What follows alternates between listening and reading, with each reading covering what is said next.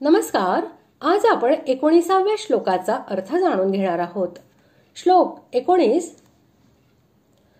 तपाम्यहमहौ version निगृह्णाम्युत्सृजामि च अमृतै चैव मृत्युश्च सदसच्चाहमर्जुन.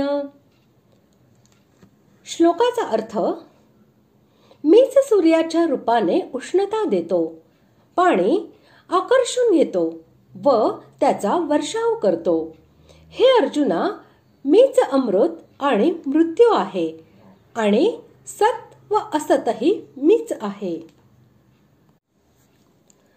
मीच सूर्याच्या रूपाने तळपतो, तसेच पर्जन्याला आकर्षित करतो आणि त्याचा वर्षाव करतो.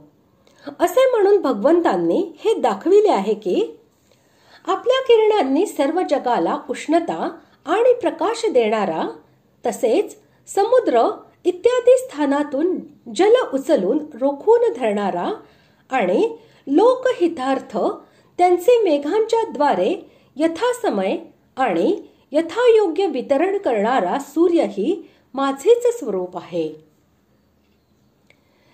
ज्याचे पान केल्यावर मनुष्य मृत्यूला वश न होता अमर बनतो, त्याला अमृत असे म्हणतात. देवलोकातील ज्या अमृताबद्दल सांगितले जाते ते अमृत प्याल्यावर देवतांचे मरण मृत्यूलोकातील जीवांच्या सारखे नसते, त्यांच्याहून अत्यंत विलक्षण असते. परंतु असे नव्हे की ते प्याल्यामुळे नाश होतच नाही. असे परम अमृत तर एकमात्र भगवंतच होत.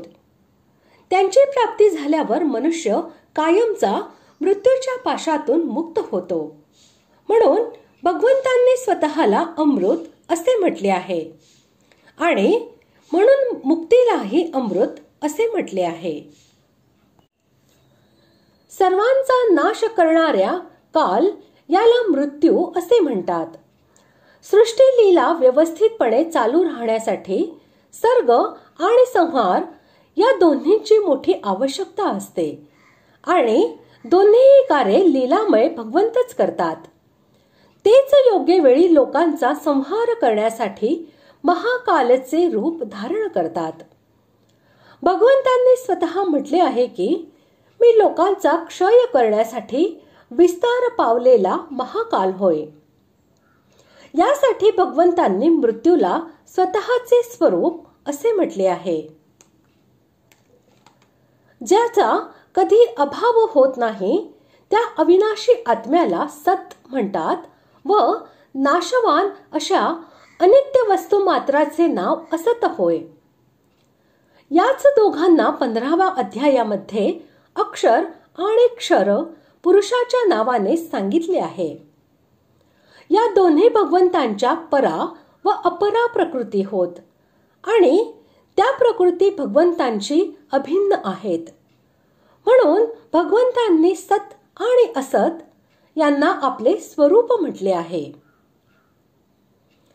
अशा प्रकारे आज आपण 19व्या श्लोकाचा अर्थ जाणून घेतला. पुढील भागात आपण 20व्या श्लोकाचा अर्थ जाणून घेणार आहोत. धन्यवाद.